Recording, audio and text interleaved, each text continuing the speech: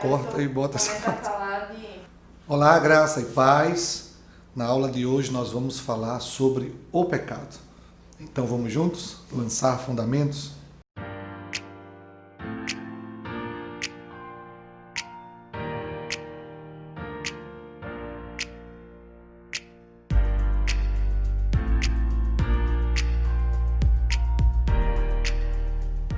Falar sobre o pecado é falar sobre aquilo que destrói, aquilo que causa danos, aquilo que afasta o homem de Deus.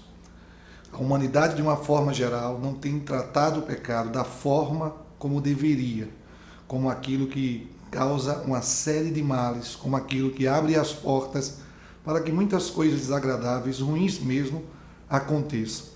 Então, estudar o pecado é começar a enxergar o pecado do ponto de vista de Deus e entender os estragos que isso pode trazer à vida e como a gente pode lidar com isso, para não permitir que esse mal então nos paralise, nos alcance e nos destrua. Agora, falando especificamente do pecado, o pecado a gente poderia classificar como um mal numa categoria específica. Existem muitas coisas que a gente nomina como mal. Por exemplo, uma catástrofe que acontece é um mal que aconteceu. Uma pessoa que foi acometida de uma enfermidade mortal é um mal que aconteceu. Então, há vários tipos de mal. Inclusive, a Bíblia até fala do dia mau, né? Aquele dia que as coisas se tornam difíceis. Então, há várias categorias do que a gente chama de mal. O pecado seria um mal em uma categoria específica. Aquilo que a palavra de Deus fala sobre ele nos dá a entender que categoria específica de mal é essa que nós chamamos de pecado. Há várias palavras na palavra de Deus, né? Há várias expressões que elas estão relacionadas ao pecado. E isso nos dá então essa compreensão maior do significado então daquilo que a gente chama de pecado. Então eu vou ler com vocês aqui algumas palavras que traduzidas para nós é pecado. Palavras no hebraico, no Novo Testamento, palavras no hebraico, no Antigo Testamento e palavras no grego, no Novo Testamento. Palavras que traduzidas então para o português, elas são traduzidas como pecado. Então, eu vou citar aqui algumas delas para que a gente tenha uma ideia mais ampliada sobre o significado de pecado. Às vezes a gente fala de uma maneira simples, né? Pecado é errar o alvo, o pecado é desobediência, mas há um pouco mais para se aprender em relação ao significado do pecado a partir das palavras que estão relacionadas com esse termo. Então, a primeira dela, que é uma palavra hebraica, essas palavras que eu vou falar para você agora, elas estão no Antigo Testamento. A primeira palavra é shatat, que significa desviar do caminho, ou errar o alvo no sentido de um erro ou um desvio deliberado. Então, esta primeira palavra fala do desvio do caminho. Há um caminho estabelecido, e você então decide caminhar por um caminho diferente. Esse ato de desviar-se do caminho é então chamado de pecado. Uma outra palavra hebraica é avel ou avon, que designa o tipo de falta de integridade, desonestidade, iniquidade ou afastar-se intencionalmente do caminho da justiça. Então nota aí que a desonestidade, a falta de integridade, são palavras específicas aí no hebraico para isso, que também designam pecado. Uma terceira palavra hebraica é a peshá, que significa a ideia de revolta ou rebelião.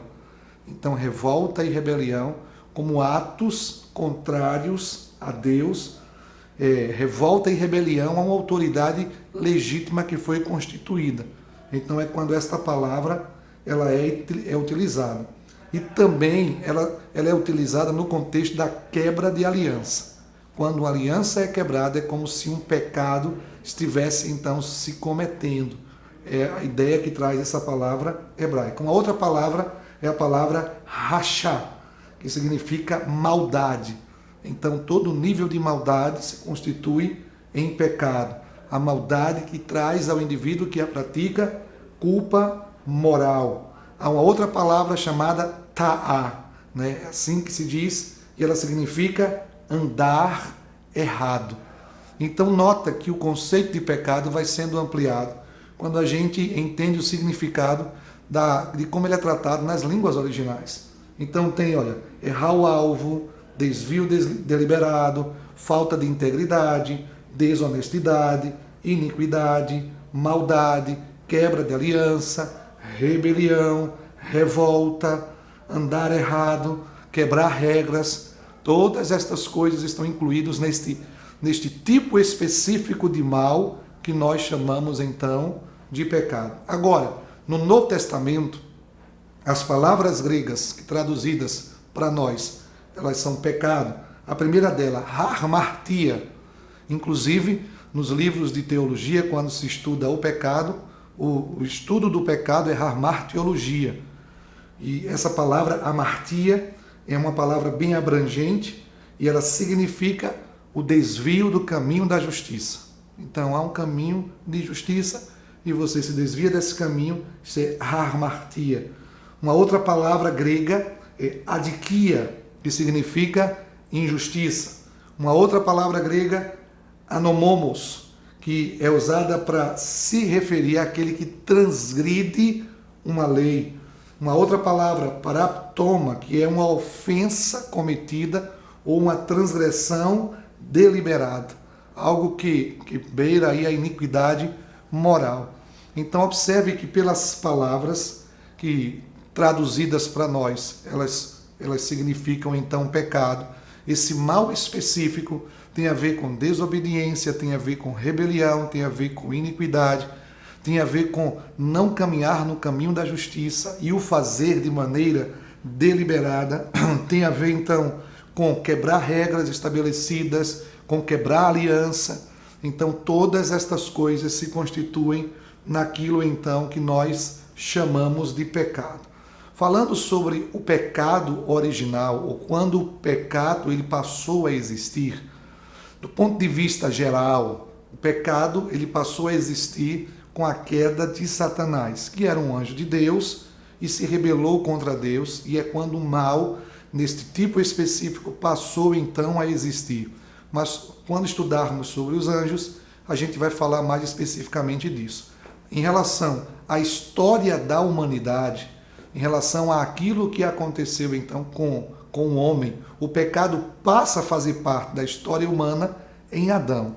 E aí então deixa eu ler com você um texto que está em Romanos, no capítulo 5, a partir então do versículo 12, se diz assim: portanto, assim como por um só homem entrou o pecado no mundo, e pelo pecado a morte. Então observa, um só homem entrou o pecado no mundo e pelo pecado a morte. Então já deixa claro aqui que a morte surge como consequência do pecado. No registro que está em Gênesis, lá no capítulo 2, quando Deus coloca no centro do jardim em que Adão e Eva habitavam a árvore do conhecimento do bem e do mal, Deus então dá uma ordem para que ele não comesse do fruto daquela árvore, porque certamente no dia que ele comesse, ele morreria. Então o próprio Deus já havia estabelecido como consequência da quebra daquela aliança, porque era uma aliança que ele estava fazendo então com Adão. A vida seria conservada à medida em que também Adão se conservasse em obediência para com Deus. No dia em que ele desobedecesse a Deus, a vida lhe seria tirada e ele experimentaria então a morte. E foi exatamente o que aconteceu. Depois de pecar contra Deus, Adão foi alcançado pela morte, a morte espiritual, e depois disso vem experimentar a morte física e uma série de males que passou então a fazer parte da história do homem, que fazer parte da própria existência e do planeta como um todo. A Terra foi amaldiçoada e uma série de coisas ruins passaram a acontecer por conta dessa porta que foi aberta por Adão, essa porta que se abriu de desobediência, e aí então uma churrada de coisas desagradáveis passaram a fazer parte da experiência humana. Então o pecado, aqui já como está escrito, ele entra por um só homem. Então há uma ação de Adão na quebra da aliança com Deus. Deus promete vida, Mas aí a parte de Adão na aliança é obediência, ele desobedece, e a consequência é que o que Deus disse acontece. Certamente ele morreria, e ele de fato veio então a morrer. Então, assim como por um só homem entrou o pecado no mundo, e pelo pecado a morte, assim também a morte passou a todos os homens, porque todos pecaram. Então o pecado tornou-se um problema universal, né? Um problema de todos os homens. Adão, ele nos representa como um pai, né? Então aquilo que ele fez trouxe consequência para toda a sua descendência. Adão, que fora criado imagem e semelhança de Deus com perfeição, após a queda, ele experimentou então essa natureza se corromper. Imagina aí um programa que funciona muito bem, um programa de computador, funciona perfeito. E aí um vírus é colocado, ele deixa de funcionar da maneira como deveria. A estrutura dele continua a mesma, mas ele já não funciona, porque aquela estrutura foi contaminada com o vírus. Então o pecado é como um vírus que passou a fazer parte dessa estrutura da natureza humana, corrompeu essa natureza, afastou o homem de Deus, e o homem já não conseguia mais funcionar da maneira como ele então fora criado. Mais adiante, no versículo 17 de Romanos 12, está escrito assim: se pela ofensa de um, ofensa de um, e por meio de um só, reinou a morte, então a morte passa a fazer parte da história do homem à medida em que a primeira ofensa foi cometida. O primeiro pecado, então, foi cometido. A consequência é que agora a morte passou a reinar e passou a fazer parte da história de todos os demais homens. Diz que, versículo 21, a fim de que, como o pecado reinou pela morte, então assim também a justiça venha pela graça, mediante Jesus Cristo, para a vida eterna. Mas sobre salvação a gente fala em outra ocasião. A questão aqui é chamar a sua atenção para esta morte que passou a fazer parte da história humana, depois então da ofensa que foi cometida por Adão. Mas falando mais especificamente sobre a perspectiva bíblica da natureza do pecado, então a gente vai ter que observar alguns textos da palavra de Deus que falam então sobre esta natureza do pecado. Então vamos lá. Então, falando sobre essa perspectiva bíblica da natureza do pecado, algumas coisas nós podemos então afirmar. Primeiro, o pecado é uma inclinação interior. Pecado é uma questão de natureza. Então o homem, ele não é pecador porque peca.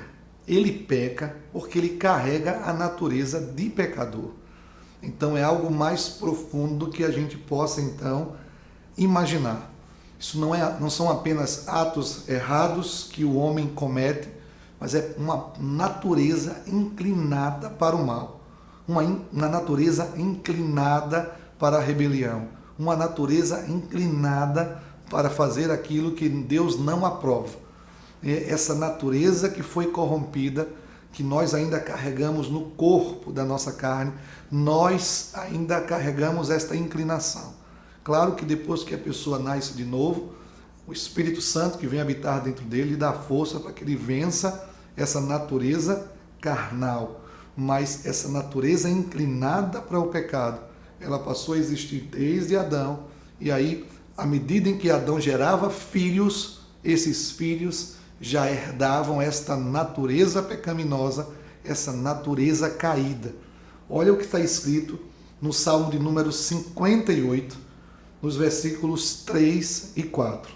Davi diz assim: desviam-se os ímpios desde a sua concepção. Veja, desde a concepção. Ou seja, há algo que é herdado. Então, o pecado é uma herança que nós recebemos dos nossos pais. Desde Adão, depois da queda de Adão, esta imagem e semelhança de Deus corrompida foi passada para as gerações seguintes e alcançou todos nós e continuará alcançando o homem. porque desde Adão a ofensa entrou e ela passou para todos os homens, porque todos agora passaram a carregar essa natureza pecaminosa. E o texto diz mais, nascem e já se desencaminham, proferindo mentiras. E de fato, na prática, a gente já percebe já na criança, mesmo inocente, mesmo muitas vezes sem ter noção do mal, já uma natureza inclinada para a competição, uma natureza egoísta, uma coisa que não se explica a não ser quando a gente toma conhecimento, que herdamos essa natureza caída de Adão e por isso, carregando essa natureza, somos inclinados a fazer aquilo que Deus não aprova. No Salmo 58, ele ainda diz mais, diz, tem peçonha semelhante à peçonha da serpente, ou seja, a natureza comparada com a natureza da serpente. São como a víbora surda que tapa os ouvidos. Então, olha que coisa séria dita então pelo salmista em relação à natureza humana desde a sua concepção. Um outro salmo, o salmo de número 51, Davi diz assim, eu nasci em iniquidade. E aí vale frisar que ele não está falando e nem fazendo referência ao sexo como um pecado, porque durante muito tempo as pessoas imaginavam que o povo nascia em pecado porque nascia do sexo de um homem com uma mulher. E isso foi criado por Deus e dentro do casamento tem a bênção de Deus. Então aqui não é a relação sexual, mas é a natureza espiritual que é herdada. Porque nós herdamos dos nossos pais esta natureza espiritual, essa natureza humana caída, inclinada para o mal. Então, assim como uma herança emocional e física, também é uma herança espiritual herdada. Por isso que Davi diz, eu nasci em iniquidade. Ou, em outras palavras, eu herdei essa natureza iníqua. E em pecado me concebeu a minha mãe. Então, eles tinham a natureza de pecado e eles me conceberam com essa natureza e foi exatamente essa natureza que eles passaram adiante e eu então herdei essa natureza. É essa a ideia então que Davi traz. Então, do ponto de vista bíblico, pecado é mais do que simplesmente um ato de rebelião, um ato de desobediência. Pecado é uma questão de natureza, de uma inclinação interior para o mal, uma natureza que foi corrompida desde o pecado original, desde o primeiro pecado cometido então por Adão. Uma outra coisa que diz respeito ao pecado, pecado é rebelião, pecado é desobediência.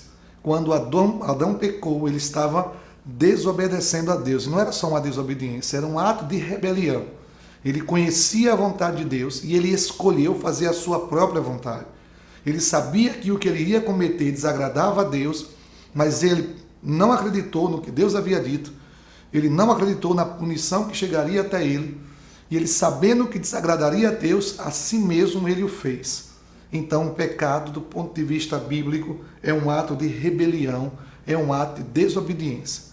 Seja qual for a forma, seja qual for o pecado cometido, sempre será uma rebelião contra Deus. Há uma vontade revelada de Deus. Há uma vontade que nós conhecemos de Deus. Então, se conhecendo a vontade de Deus, nós decidimos fazer a nossa, fazer contrário àquilo que Deus ordena, isso é um ato de rebelião. Então, há uma rebelião, há uma rebeldia no ato de pecar. É o que a Bíblia, então, ensina. Uma outra coisa em relação ao pecado é que o pecado vai implicar em uma incapacidade espiritual. Ora, a morte que veio como consequência do pecado, que fez com que o homem perdesse então a comunhão com Deus, tornou ele capaz espiritualmente de si mesmo buscar a Deus. Seria impossível se Deus não viesse na nossa direção, se Deus não nos alcançasse, se Deus não revelasse de si mesmo, se Deus ele nos abandonasse, nós estaríamos perdidos porque nós não tínhamos em nós mesmos como reagirmos, fazermos alguma coisa que nos aproximássemos então de Deus. Olha, é um morto, não tem como reagir, não tem o que fazer. Então há uma incapacidade espiritual implicada no pecado. Romanos capítulo 1, no versículo 21, diz assim: porquanto, tendo conhecimento de Deus, não glorificaram como Deus, nem lhe deram graças, antes se tornaram nulos em seus próprios raciocínios, obscurecendo-lhes o coração insensato. Então, um homem sem Deus é um homem de coração obscurecido. Um homem sem Deus é um homem que ele se torna nulo em seus próprios raciocínios. Ele não tem habilidade nem capacidade para entender as coisas espirituais cuja origem estão em Deus. Paulo já escrevia dizendo: o homem natural não consegue entender as coisas do Espírito, porque esse homem natural ele está morto, esse homem natural está afastado de Deus. Espiritualmente ele é incapaz de reagir às coisas de Deus. Uma quarta coisa referente àquilo que nós falamos da perspectiva bíblica do pecado é que a gente pode considerar o pecado como o cumprimento incompleto dos padrões de Deus. Então não é somente fazer o errado, é fazer o certo pela metade, vamos dizer assim. Então ou você faz completamente, se você fizer pela metade, aquilo ali constitui-se num ato de desobediência. Há uma história, depois você lê na sua Bíblia, em 1 Samuel, no capítulo 15, quando uma ordem foi dada por Deus, através do profeta Samuel, ao rei Saul. Ele iria lutar contra um exército inimigo e ele deveria destruir absolutamente tudo. Não era para deixar nada. Ele não era para trazer nenhum despojo, era para matar todas as pessoas, inclusive os animais. No versículo 14 do capítulo 15, Samuel pergunta, quando Samuel chega, depois da batalha, que balido, pois, de ovelhas é este dos meus ouvidos e o mugido de bois que eu ouço? Ele achou estranho, ora a ordem foi para destruir tudo, e agora ele está ouvindo ovelhas e boi. Aí respondeu Saul: de Amaleque os trouxeram, porque o povo poupou o melhor das ovelhas e dos bois. Olha, Deus não tinha dito para fazer isso. E diz assim: para sacrificar o Senhor. A motivação, pelo menos a que ele disse, foi que eles queriam sacrificar o Senhor, mas Deus não pediu isso. Deus pediu para destruir tudo. Estava incompleta a ordem. Eles escolheram acrescentar algo que Deus não tinha dito, e isso se constitui então em pecado. Diz aí que aí o resto nós destruímos totalmente. Então diz assim: pega esse despojo, Samuel, e dá para o teu Deus, e o resto a gente destruiu tudo. Mas não foi isso que Deus pediu. E esse ato de rebelião, de desobediência, fez com que Saul perdesse o seu reino. Porque ou nós cumprimos 100% aquilo que Deus diz, ou qualquer coisa fora disso se constituirá então em pecado, em rebelião, em desobediência. Uma outra coisa que a Bíblia fala e ensina sobre o pecado é que pecado é você tirar Deus do lugar e colocar outra coisa no lugar dele. Toda vez que você tira Deus do centro e põe outra coisa no lugar de Deus, isso é idolatria. E isso é pecado. E a idolatria é muito combatida na Bíblia. Deus alerta sempre o seu povo para jamais se envolver com a idolatria. Em Deuteronômio, capítulo 6, ele diz que ele é o único Deus e que ele deveria ser amado de todo o coração, com toda a força e com todo o entendimento. Então, o amor a Deus não pode sofrer rivalidade de nenhum outro amor. E toda vez que nós desalojamos Deus e colocamos outra coisa no lugar dele, isso é idolatria, isso é então pecado. Então, algumas perspectivas bíblicas em relação ao pecado. Pecado como inclinação interior, pecado como rebelião e desobediência, pecado como incapacidade espiritual, pecado como cumprimento incompleto dos padrões de Deus e pecado como tirar Deus do lugar e colocar qualquer outra coisa no lugar que deveria então ser de Deus. Agora vamos para a fonte do pecado e as consequências que esse pecado trouxe então para a vida do homem. Para falarmos então sobre a fonte do pecado e as suas consequências, nós não poderíamos deixar de ler a descrição que é feita em Gênesis.